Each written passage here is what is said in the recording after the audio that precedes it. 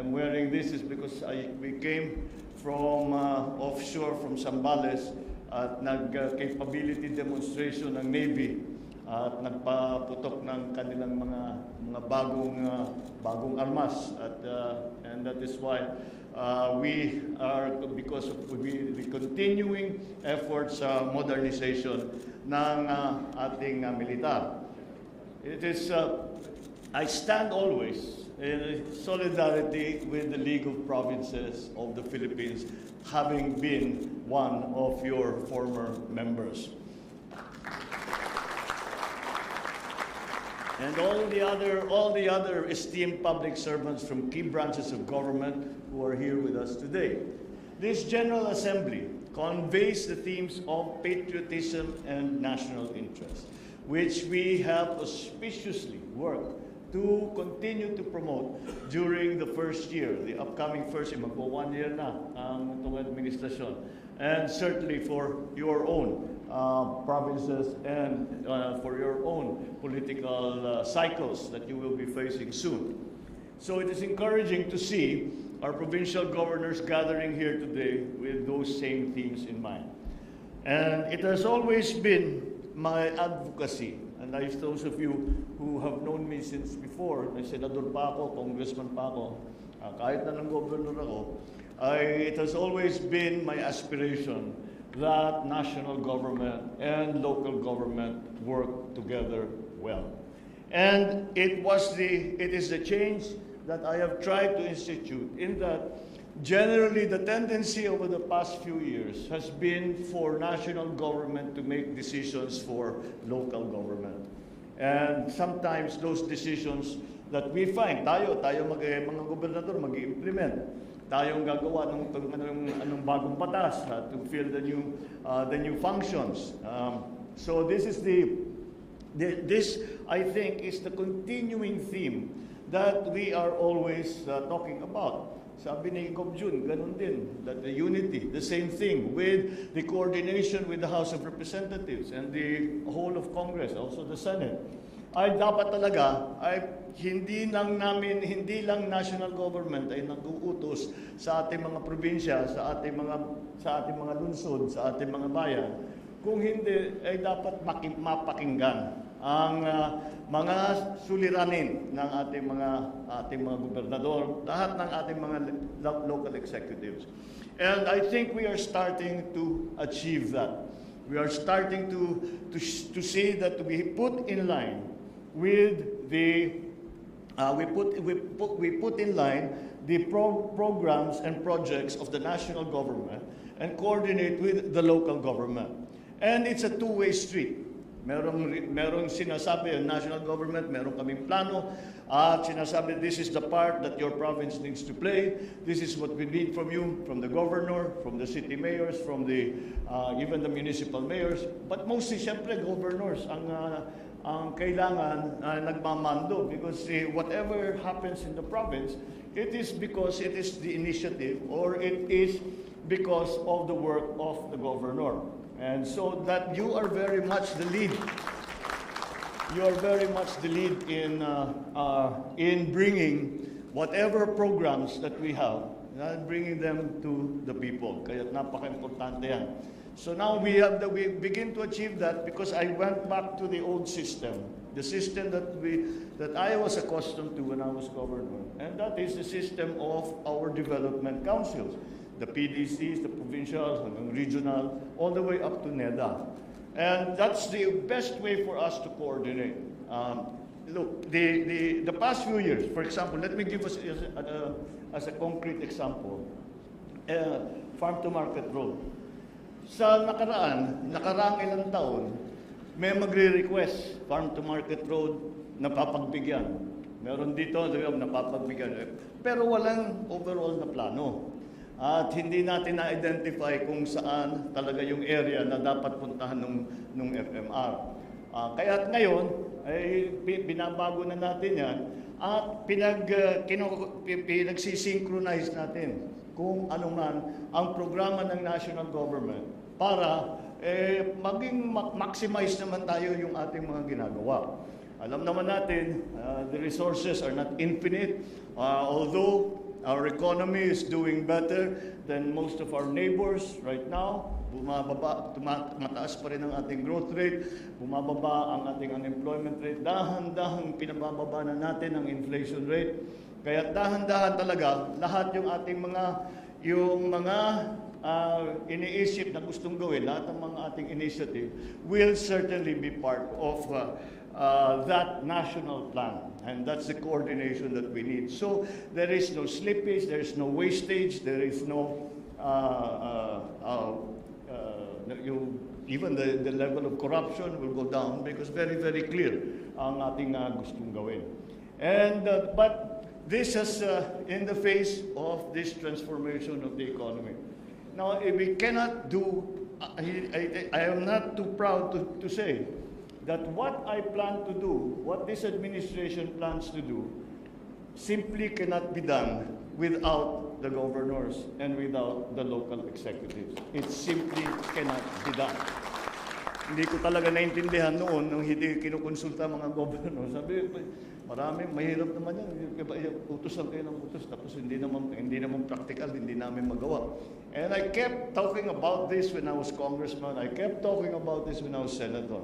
Kaya naman, ngayon I have the opportunity to make a change, to make a difference, and that's what we are hoping to do. We'll slowly move that coordination to make it closer. Because hindi dapat one-way street yan. Hindi dapat basta kung ano yung mga parochial na concerns, yun lang ang nadadala sa national government. At the same time, yung national government naman, ay medyo sensitive sa sitwasyon sa bawat probinsya. At ang magsasabi sa amin yan ay kayo, mga gobernador, at ang ating mga local executives. Kaya marami tayong ginagawa na nationwide na project that are nationwide in scope. And that is why the cooperation between all the LGUs, all the different constituencies is becoming very important. And now that brings us to the Mandanas ruling and how we are going to implement. As you will know, we have postponed the implementation for 1 year. And the reason we did this is that doon sa ginawang EO sa nakaraang administrasyon, hindi maliwanag ang sharing, hindi maliwanag ang devolution of functions. And when you do the numbers, pag talagang tinignan mo, lalong-lalo na sa 4th, 5th, 6th class, lugi pa sila. They're out. Instead, the whole concept, I tell this story all the time. During the time I was in the Senate, I was chairman sa local government. I was working together with Dodong Mandanas and Jesse Robredo. We put together this idea na ipaglaban natin, number one, it really started because when Sani Osmeña tried to hold the release of the IRA. That's when ULAP filed a case in the Supreme Court that it should be an automatic and mandated appropriation, which a case that we won. Kaya yung IRA hindi na pwedeng galawin. But after we did that, ay sabi namin, alam nyo, kung talagang titignan ninyo na mabuti ang local government code, it says a certain percentage of the total collections of government. Pero ang ginawang interpretation ng national government has always been na hindi kasama yung VAT, hindi kasama yung customs collections, etc. So, pinaglaban yung konsepto na kailangan ng interpretation ng local government code is very strict. And the Supreme Court agreed with us. And that is why we now talk about the Mandanas ruling, Mandanas Garcia ruling. We are now trying to put together the system, and we have been sitting down with the leadership also of the leagues, not only the League of Provinces, but also the other leagues of local officials, kung paano ang pinakamaganda na sistema para sa pag-devolve. The original concept, correct me if I'm wrong, Dodo. The original concept was yung extra na pondo na makukuha doon pag naipanalo na ngayong kaso na naipanalo na ngayon, kung naipanalo natin yung kaso doon sa Supreme Court, ang konsepto talaga dyan, ang unang bibigyan, tutulungan natin yung 4th, 5th, 6th class. Kahit na yung mga 3rd class na medyo naghihirap, basta't magbibigay tayo ng tulong doon sa mga municipalities at that time. Wala na yata tayong 6th class na province. So, but it was during the time that we still had 6th class municipalities. Secondly, the money was to be used for those provinces na nagkaroon ng napakalaking personal service sa mga ospital na dinibol.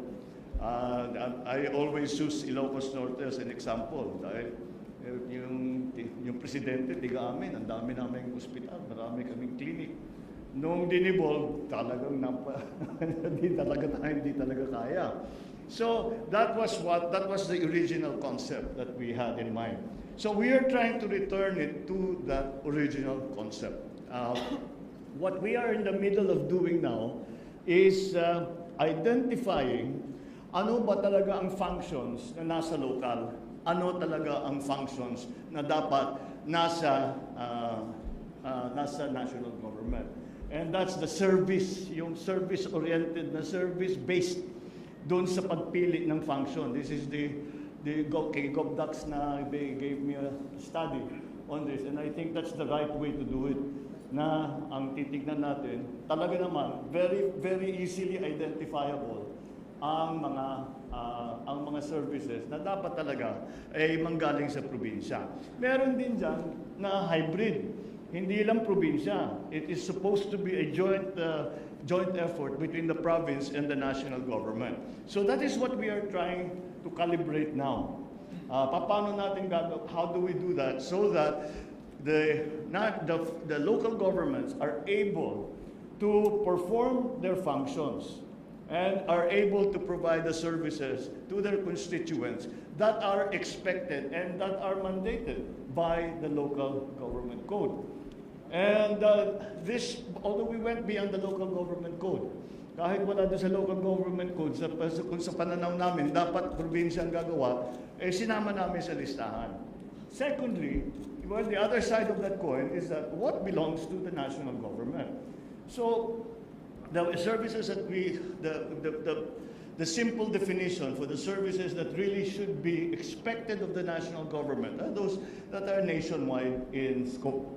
Now, the hybrid areas are things like health, education, where we need to work together. Hindi maaaring local government lang, hindi maaaring national government lang. Dahil hindi mabubuo yung ating mga pinaplano. But beyond that, after identifying the functions that we feel belong to the national government, identifying the function that we feel belong to the local governments, again, to go back to the original concept, was that mabigyan natin ng extra funding ang mga local governments. Because simply,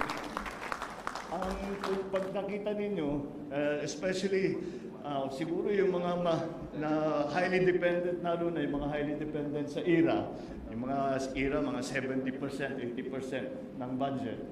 Lalo na yung mga ganun, pagka ginawa na natin lahat ng mandated, we put the 20%, we put the 5% calamity fund, we put all of those together, dagdag mo na yung PS, yung MOE mo, wala nang natira. Dahil, first of all, yung rule na depending on the class of your province is that your PS should only be 50%, 55%. Wala namang nakakagawa niyan. Nobody can do it. It's very, very hard to bring the number of your employees down to that level. So, what we were trying to do and what we are continuing to try to do is to allow our local officials na meron namang pondo para magkaroon ng yung mga initiative ninyo na meron kayong pondo para gagawin ninyo kung ano yung naisip ninyo. Hindi lang yung mga mandated, hindi lamang yung mga na kailangan gawin na hindi naman na na wala tayong discretion, walang discretion ng governor. At yan ang aming iniisip na after we pay all of the payments that we have to make to our employees, all the funds that we have to complete, the 20% fund, the 10%, the 5%, all of those, kaya makompleto na natin, meron pa rin sana na mabigyan naman ng pagkakataon ng ating mga local leaders na meron kayong, I'm sure marami kayong ideas na hindi namin maiisip sa national government dahil hindi namin kabisado yung sitwasyon dun sa inyo. At hindi namin alam kung paano solusyonan kung meron mang problema, kung paano solusyonan yan, kailangan magtulungan tayo. So that's where we need the initiative of our local government. Malakas naman ang loob ko because I have always declared that some of the best talent that I have ever come across in government comes from the local government. Marami talagang magaling na governor, maraming magaling na city mayor, marami talagang lahat yan pwede mag-senador. But they prefer not to. So this is the general idea what we are trying to do. Now, we postponed for 1 year dahil sa palagay namin, since the fund with the era will be based on the 3 years before, napakaliit naman ng koleksyon in the 3 years ago. So hindi talaga kahit na-implement natin, hindi magkaka-effect sa era ninyo. So sabi namin, let's take the time and postpone it for another year. We gave ourselves until the end of this year, of 2023. We gave ourselves until the end of this year. And we will then I will then sign another executive order putting into place all and defining very clearly which of these services, which of the functions belong to the local government and which belong to the national government. It does not mean na walang madidevolve. Meron mga madidevolve na function. Pero ang kaibahan dito, yung pag-devolve ng function, may kasabay ng item, may kasabay na funding, may kasabay na training. Useless naman ito. Sulat ng batas, tapos kung ano-ano pa yung, you have to organize a housing, you have to have a housing board or something. Sabi ko, wala naman dito sa amin, wala namang expert sa housing. So, sino yung mga department head mo, yun na lang ilalagay mo, di ba? That's always what happens. So, we're trying to get around that. And so that we are supportive talaga. Because if we talk about the partnership between national and local government, marami talaga kaming hihingiin sa inyo na gagawin. But at the same time, we have to also give you the capability. So you have to have the people who can do it, the people who are trained. And if they're not trained, then we will bring people to come in. Like sa land use plan. Hindi ba? Hindi naman lahat expert. Marami tayong expert, pero maraming hindi. So, kuha tayo, maybe we'll get them from HLURB, yan ang mga expert sa ganyan. Pupuntahan kayo para tulungan kayo dun sa land use, which is something that we really need already. So those are the kinds of things that we are looking at. Now, these are the ones that are very clearly belonging to the local government, the ones that are clearly belong to the national government, and the functions that must be undertaken by the local government and the national government together. And hopefully, basta we will, si Gov Dodo and I will crunch the numbers. Si Gov Dodo magaling yan makahanap ng pera. So he's always been good at finding a way. That we will find a way, as much as we can, to give, especially the poorer provinces, the ones with in the lower classification, mabigyan ng counting breathing room, ika nga, para sa ating mga gobernador. Para naman, meron silang pondo pag meron silang sariling idea na alam nilang maganda, matagal nilang gustong gawin. I'm sure all of you have these projects in the back of your mind na sana kung magkapondo ang probinsya, ito gagawin natin, ito gagawin natin. To give a chance to our local government officials to be able to act on their initiatives. And that is the general idea. That was the general idea behind the filing of that case that eventually we won. And that is the general idea behind our discussions with your leadership on how we will then implement the Mandanas ruling. We are continuing to consult with the leadership. Hindi namin gagawin to na, again, sarili lang namin. We will ask you. We are continuing to have an exchange of ideas and to see really what are the practical considerations that we have to take into account. So that's the state of the Mandanas ruling. If you note, I noted also I suppose we can call it a report by our speaker dun sa mga batas na naging priority. Kung makikita ninyo, halos lahat dyan, may involvement at saka may participation ang local government. So once again, being I don't know how you would call me, yung tawag ko sa sarili ko, when it comes to politics, laking local government ako. And being one of those, and we have always included the local government in all of our plans.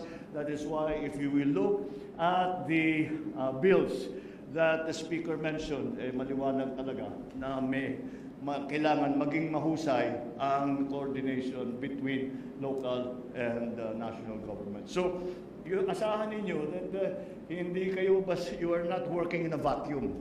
You are not working in a vacuum. We are watching, we are asking, we are consulting with you. And in that way, we will come out with a good EO at the end of the year for a good implementation of the very important Supreme Court decision now we call the Mandanas-Garcia ruling, and to even further strengthen the coordination and the partnership between the local governments and the national government.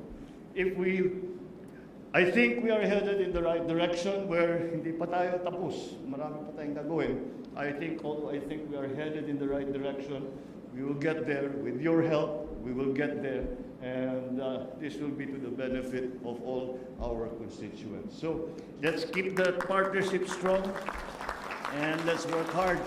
And I'm sure that we will succeed, and to the benefit of all those that are in need of our help and of our services as public servants. Maraming salamat sa inyo. Magandang tanghali sa inyo lahat. Thank you, Mr. President. At this point, may we request the President to kindly grant us a photo opportunity. First, may we call on stage the governors from regions CAR 1 and 2.